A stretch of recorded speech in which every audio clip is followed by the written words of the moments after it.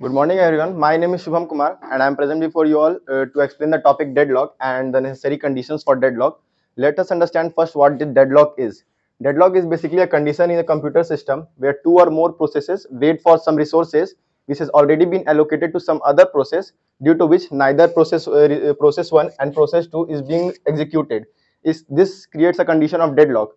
We can see a example present here. The process P1, resource 1 is allocated to process P1, and process P1 is waiting for resource, requesting for resource 2, but resource 2 is already allocated to P2. So resource 2 cannot be allocated to P1. So here we can see that exactly the P1 cannot execute its given command due to lack of one resource, that is R2, which has already been allocated. So my next topic is necessary conditions for deadlock. There are four necessary conditions for deadlock. First is mutual exclusion.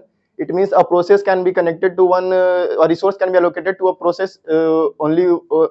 A resource can be connected to a process only one time, or it will be freely available. It cannot be connected to two.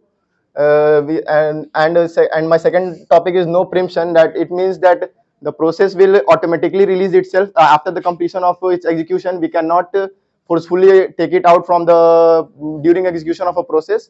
My next topic is, and the next necessary condition is hold and wait. We can see the example. Hold and wait means that a process is holding a particular resource and waiting for some other resource in order to complete its execution. Like if process, we can say resource 1 is already allocated to process P1, so it is holding the resource 1 and waiting for resource 2, but which is allocated to process 2. So this will not execute, at resource 2 will not will be allocated to process 1. And last necessary condition is circular wait. We can circular wait means two processes are there and two resources are also available there, but all are related to each other. Like we can see that here a graph is created. Resource 1 is allocated to process 1, and process 1 is allocated resource 2, and resource 2 is process 2, and again it is going from resource 1. So we can see that it is moving around itself. So it is a circular wait. That all. Thank you.